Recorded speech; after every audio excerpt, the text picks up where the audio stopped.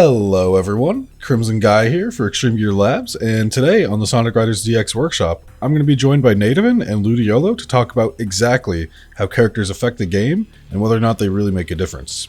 In this video, we'll be talking about one of the two main things that affect characters in Sonic Riders, which are types.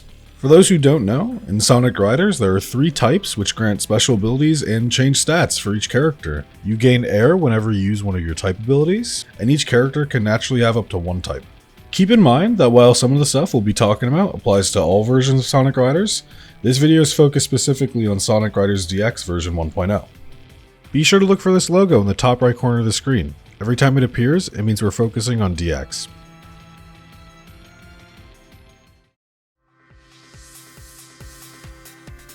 Speed type is probably what you're most familiar with if you've played Riders before, and as you probably know, the main ability it gives you is grinding. You can do this by pressing the A button in the air, and it doesn't actually matter how you got into the air. It can be a jump, a trick, or just falling.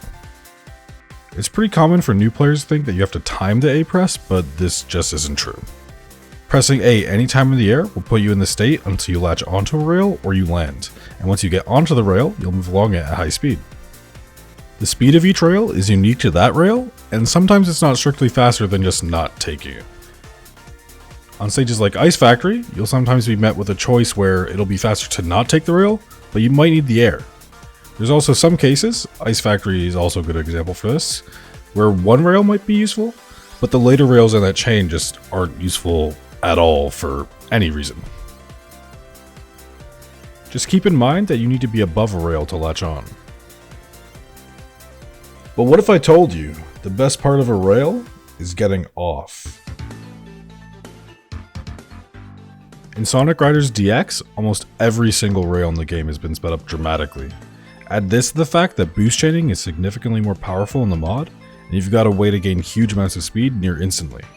However, the landing point and time are very predictable, and this means your opponent can rush to place a tornado or even attack you right as soon as you get out of the rail. In speed type dittos, they'll often sacrifice their own boost chain just to do this. And this is where jumping comes into play. When jumping off a rail, you have 2 options. The first of which is a standard jump, which was the only available option in vanilla. You can do this by just tapping A, and it'll cut your current speed in half. This shouldn't be your default option, as it's only useful when the other type of jump would take you too far. The second kind of jump is called momentum jump, and it's generally more useful. You can do this by jumping off the rail while holding B, L, or R. Doing this will cause you to jump without losing speed, but you'll still decelerate normally. If you prefer using the triggers, just keep in mind that you need to hold it down all the way and get the digital input. You can use it to do certain skips, or just to make certain skips easier, as well as to mix up your landing. As a side note, while almost every rail in the game is signposted, quite literally, there's this one in Splash Canyon that's just there, and it's the only one in the game that's like that, so there you go. There actually isn't anything to cover here. Speed types are the baseline for stats, so they don't gain or lose anything from their type, though this does give them one major advantage on Omnipotence and Advantage P. That's because these gears give you all types or take away your type respectively. You only ever get stats from your native type, and since these guys don't lose anything from their type, they're generally considered to be the best and they're the most popular as a result. Because he won't be showing up elsewhere in this video, I should just mention that E10G, as far as stats are concerned, is a speed type, but that's just because he has no type at all. Flight types are the most freeing types in Sonic Riders. However, many of the intended routes for flight types are either so abysmal they can't be used, or so powerful they're the only routes worth taking, so you have to work for the freedoms. Flight types have access to the most amount of skips and have the most diverse surroundings, often having multiple routes to a single stage depending on your gear and level. This is because they're the only type that has its abilities affected by a stat. Your speed while flying is dependent on 2 things, the speed of that specific ramp or hoop and your current top speed. Top speed is your maximum speed while cruising, and it reduces your deceleration while flying. This means gears like Default Gear and Faster are exceptionally popular on flight types due to their high top speed stats. So flying is cool, but how do you fly? Well, there are 2 means of entering fly state, cruising off a designated fly ramp, or going through a fly hoop directly. Flight controls use a standard x-axis and an inverted y-axis, which is to say that up on the stick makes your character go down, and down on the stick makes your character go up. You can also quickly drop to the ground by pressing the jump button. Use this to get resources or change your landing location in order to place powerful tornadoes or to dodge attacks. The most powerful exploit in Sonic Riders is also only available in fly state. This technique is called fly bonking. Fly bonking is such a powerful technique that it gives fly types new options on every single track. Many fly bonks are either not useful enough to save time, or they are so useful that they are banned. Like 6-second lapse kind of banned. Fly bonking works off of one simple principle. If you bonk into a wall, your vertical momentum is reset, but you only lose 1% of your horizontal momentum. Deceleration is also reset. By diving, you can reach high speeds, then bonk into a wall to change direction while preserving the speed and cancelling your fall.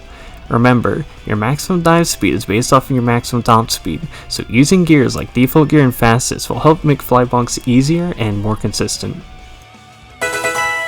Compared to speed types, fly types only lose 7 top speed, but they also gain a noticeable amount of acceleration. Unfortunately, due to how Sonic Riders is generally played, the acceleration rarely matters, but it can be useful in certain situations and tracks. You can also experiment more with fly types, as none of them are gear restricted, unlike speed types Ulala and power types Eggman and E10R. Fly types are generally considered to be the worst on Omnipotence and Advantage P, but the difference is so minor that top players are still able to get world records even when using fly characters on those gears, so don't put too much stock into it.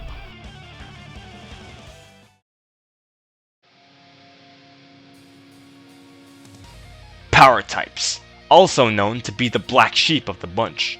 Power types use brute force to punch their way through enemies and shortcuts, rather than use some special state to go over the track. Because of the nature of their ability, power types likes gears with high speed values, and are generally okay with sacrificing efficiency in return. Gears like High Booster, Lightboard, and E-Rider thrive when they're able to use their boosts uninterrupted. Regardless of the gear, however, power types love stages like Night Chase and White Cave, with long stretches of road, allowing them to make the most out of their speed, refilling air along the way. If you've ever played Sonic Riders, even casually, you may have noticed if you play power and your opponent also plays power, you're pretty much fucked. This was because being behind your opponent meant they got to hit all the power objects, while you just lagged behind. This is no longer true in Sonic Riders DX, however. Power objects will now instantly respawn after the player who breaks them first gets far enough away. It's still possible to miss them if the game is neck and neck, but any frustration should be greatly reduced. Now, on to the numbers. Compared to speed type, power loses 4 top speed, and has a slight resistance to off-road. Lamau. This means they lose less speed while traveling off-road. Although, this is a bit of a trap. The difference in off-road ability is almost non-existent, so going off-road wouldn't be a recommendation. Just to drive this point across, we're gonna go over this patch of off-road using Sonic and II on High Booster at 285 boost speed. See if you can tell the difference.